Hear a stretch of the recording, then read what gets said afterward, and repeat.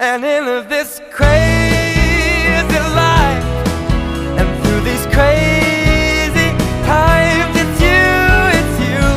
You make me sing your every line, your every word, your everything,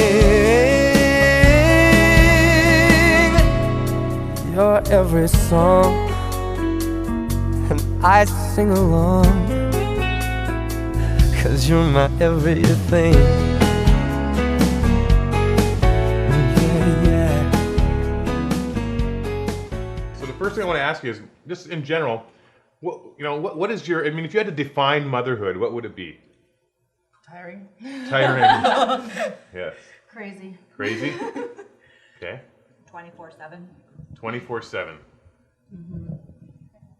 Crazy, tired, and 24/7. I think that's in Webster's. I think that's okay. It is rewarding too. And rewarding. Absolutely. Okay, all right. Yes. Yeah. Often words come out of our mouth that we don't think our kids will repeat. And there has been times, I remember one time specifically, my 2-year-old daughter falling off her trike and saying something that I did not really care for her to repeat, but it was obviously come out of my mouth. So I learned very quickly, watch what you say and what you do, because they will copy everything you say and do. Have any of you ever washed your kid's mouth out with soap? Yes. Had it done. Really? Happened to you, did it? Am I allowed to say which kid? Doesn't bother us. Logan was using some inappropriate terms, and I had threatened that that's what would happen if it happened again, and it did happen again. And he was about 9 maybe, and I actually did drag him into the bathroom. We were laughing as we were doing it, but it was hand soap, and I just put one little dot on my finger and made him stick his tongue out to have it on it. Have found yourself repeating a statement that your mom repeated to you, or said to you when you were young, and what are some of those statements? Because I said so. Just because I said so. Don't say it like this.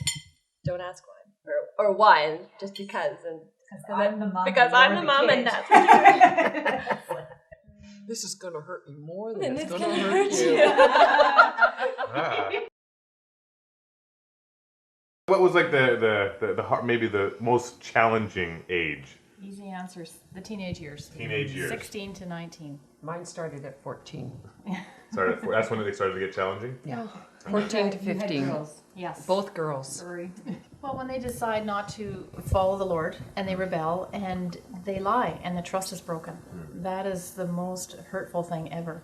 And to get that back and you forgive them and you want to, try and work it out again, and you talk and they still let you down again.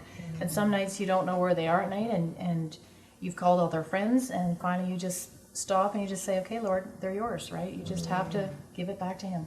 Did that many times. Right. You kind of entered into the whole mothering role. Has there been any big surprises or things that you... Well, he talks a lot. Drives me nuts. But you know what? It's actually just been amazing. I love it. Yeah. He's a really good kid, and I'm embracing it. But yeah, I mean, it's got its challenges, obviously.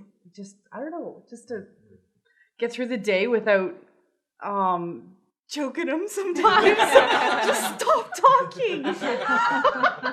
Everything's a question right now. That's It's the tiring just definition, yes. right? In being a mom and like having to do dishes and laundry, and there's different ways to. If we're serving God and doing that, and that's all He asks of us right now, it's just to think I'm serving God, and it just gives that new motivation into all the mundane tasks that you think, like, what is the purpose in this? Or you get frustrated or feeling overwhelmed. It's just, this is all God wants me to do, is just clean these dishes for my family. I always really respected my stuff, always took care of my things, material things. Well, since my youngest came along, he destroys everything, from inside the house to outside of the house. But he does, he'll go outside, and I have these beautiful planters and all these. He digs all my flowers out, rips all my flowers, breaks my pots.